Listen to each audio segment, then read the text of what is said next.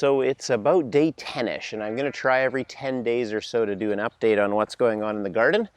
And here we are at our first update at the first bed, the one that we planted pole beans and tomatoes and peppers and such in. And what I want you to see is just a variety of the things we've encountered since we came up into this. The first thing I'll mention is we had a heat wave. After a few days of moisture, we had a heat wave. So I ended up buying a watering can because I discovered that some of the things that didn't have deep roots or the seedlings needed a water from the watering can.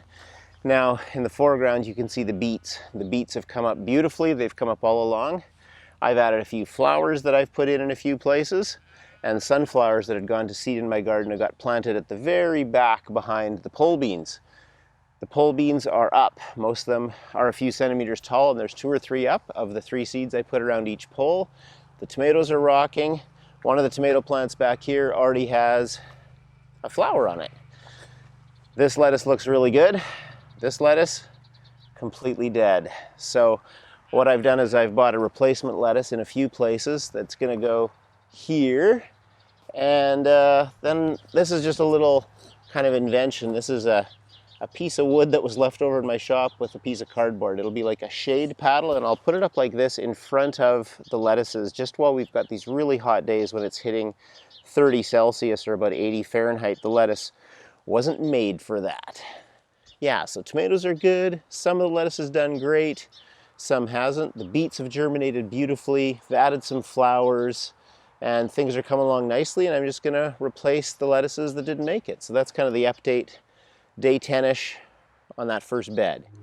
So our first update, our day 10-ish update for this bed, which has potatoes on the right, for the most part carrots and onions down the middle, and greens down the left. Just give you a little bit of update how things are looking there. Well, the potatoes are sprouting. Over on the right, there's potatoes coming up all along.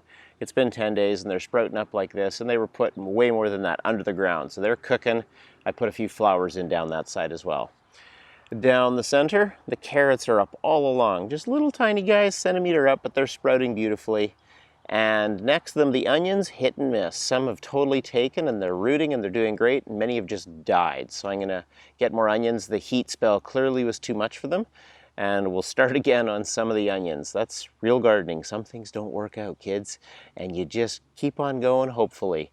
And on the left side, we've totally rocked it. All the mixed greens we put in have come up from seed beautifully. There's already mixtures of different colors because it's a salad green mix. So there's pale yellow, there's dark yellow, there's red, and all these different leaf colors coming up. So I think at the next update at day 20, it's going to look amazing and colorful there. So that's what that bed is looking like. Okay, so for the third and final bed, planted a few flowers in the foreground. And just an overview on the other things that are here. Well, you can see the things like the dill have come along great. One of the basil plants has survived and is looking fine. The one that's next to it has not survived, so that's not going to work out for this little basil plant, so he's gone. The little transplants I'd done from my own pots of, I think they're sprouting broccoli, have come along beautifully.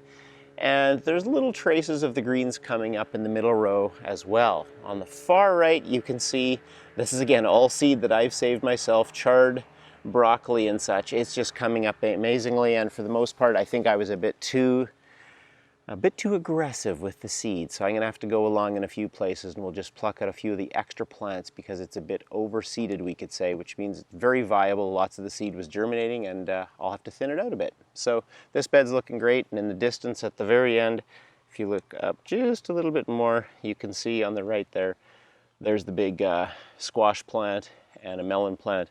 They're coming along fine as well. So this bed's looking fantastic.